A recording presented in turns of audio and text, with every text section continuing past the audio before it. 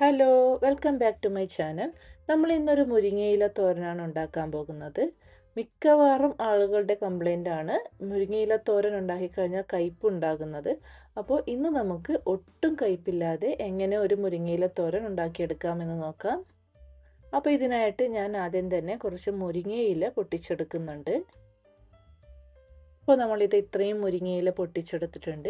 ഇനി നമ്മൾ ഇതിൻ്റെ തണ്ടൊക്കെ കളഞ്ഞ് ഇതുപോലെ ഇല മാത്രം എടുത്തിട്ടുണ്ട്. ഇനി ഇത് നമുക്ക് നന്നായിട്ടൊന്ന് കഴുകിയെടുക്കാം. അപ്പോൾ നമ്മൾ മുരിങ്ങയില കഴുകിയെടുത്തിട്ടുണ്ട്. മുരിങ്ങയില കഴുകിയതിന് ശേഷം അതൊരു അരിപ്പയിലേക്ക് ഇട്ട് കൊടുത്ത് അതിൻ്റെ വെള്ളം മുഴുവനായി ഊറ്റിക്കളയണം. നമ്മൾ വെള്ളത്തിലിട്ട് ജസ്റ്റ് കൈകൊണ്ട് മാത്രം അത് വാരിയെടുത്ത് ഇട്ട് കഴിഞ്ഞാൽ അതിൽ പിന്നെയും വെള്ളത്തിൻ്റെ അംശം കാണും. അപ്പോൾ ഈ ഒരു മുരിങ്ങയില തോരൻ്റെ അകത്ത് വെള്ളത്തിൻ്റെ അംശം കൂടുന്തോറും കയ്പും കൂടും. അതുകൊണ്ട് നമ്മൾ കഴുകിയതിന് ശേഷം മാക്സിമം അതിൻ്റെ വെള്ളം ഊറ്റിക്കളയണം. ഇനി നമ്മൾ ഏകദേശം ഇവിടെ ഒരു 1/2 കപ്പ് തേങ്ങ ചിരകിയതും ഏകദേശം ഒരു 5 അല്ലി വെളുത്തുള്ളിയും ഒരു പച്ചമുളകും എടുത്തിട്ടുണ്ട്. ഇതിന് മിക്സിയുടെ ജാറിലേക്ക് ഇട്ട് ഒന്ന് ചതച്ചെടുക്കുക. അപ്പോൾ ഇതാ നമ്മൾ തേങ്ങയും പച്ചമുളകും വെളുത്തുള്ളിയും എല്ലാം കൂടി ഇതുപോലെ ഒന്ന് ചതച്ചെടുത്തിട്ടുണ്ട്. അപ്പോൾ നമുക്കിനി തോരൻ ഉണ്ടാക്കാൻ തുടങ്ങാം. അതിനായി ഞാനിവിടെ ഒരു നോൺ സ്റ്റിക്ക് പാത്രം എടുത്തിട്ടുണ്ട്. അത് ചൂടാകുമ്പോൾ അതിലേക്ക് 2 ടേബിൾ സ്പൂൺ വെളിച്ചെണ്ണ ഒഴിച്ചു കൊടുക്കുന്നുണ്ട്. ഇനി എണ്ണ ചൂടാകുമ്പോൾ അതിലേക്ക് ഏകദേശം ഒരു 1/2 കഷ്ണം സവാള ചെറുതായി അരിഞ്ഞത് ചേർത്ത് കൊടുക്കുന്നുണ്ട്. ഇനി ഈ സവാള ചെറുതായിട്ടൊന്ന് സോഫ്റ്റ് ആകുന്നത് വരെ വഴറ്റിയെടുക്കാം. ഇപ്പോൾ ഇത് സവാളയൊക്കെ കുറച്ചൊന്ന് സോഫ്റ്റ് ആയിട്ടുണ്ട്. ഈ സമയത്ത് നമുക്കിതിലേക്ക് നമ്മൾ ചതച്ച് വെച്ചിരിക്കുന്ന തേങ്ങ ചേർത്ത് കൊടുക്കാം.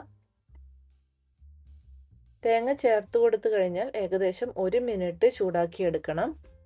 വെളുത്തുള്ളിയുടെയും പച്ചമുളകിൻ്റെയും ഒക്കെ പച്ചക്കുത്തൽ മാറാനാണ് ഇങ്ങനെ ചെയ്യുന്നത്. അപ്പോൾ നമ്മൾ തേങ്ങ ഏകദേശം ചൂടാക്കി എടുത്തിട്ടുണ്ട്. ഇനി ഇതിലേക്ക് നമുക്ക് കഴുകി വൃത്തിയാക്കി വെച്ചിരിക്കുന്ന മുരിങ്ങയില ചേർത്ത് കൊടുക്കാം.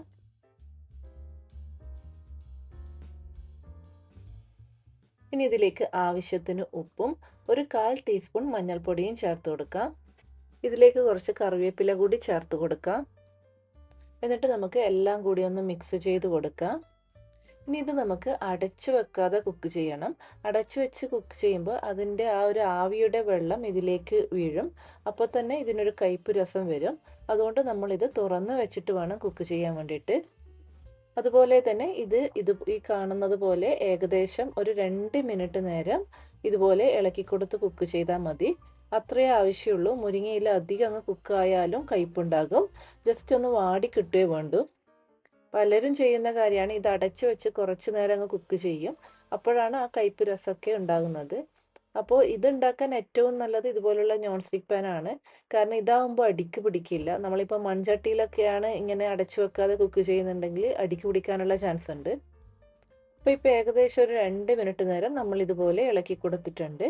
ഇപ്പം നിങ്ങൾക്ക് കാണാം നമ്മൾ ഇട്ട് കൊടുത്ത ഇലയുടെ ആ കളറല്ല, കുറച്ചൊന്ന് കളറൊക്കെ മാറിയിട്ടുണ്ട്.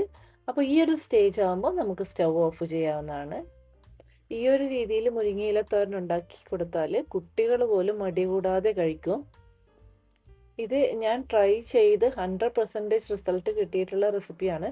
നമ്മളിത് ഉച്ചക്കേക്ക് ഉണ്ടാക്കിയ രാത്രി വരെ വെച്ചാലും ഈ ഒരു തോരൻ കയ്പ്പുണ്ടാകില്ല. അപ്പോൾ നിങ്ങളും ഈ ഒരു രീതിയിൽ മുരിങ്ങയില തോരൻ ഉണ്ടാക്കി നോക്കണം. എന്നിട്ട് അഭിപ്രായങ്ങൾ കമൻറ്റ് ചെയ്ത് അറിയിക്കണം.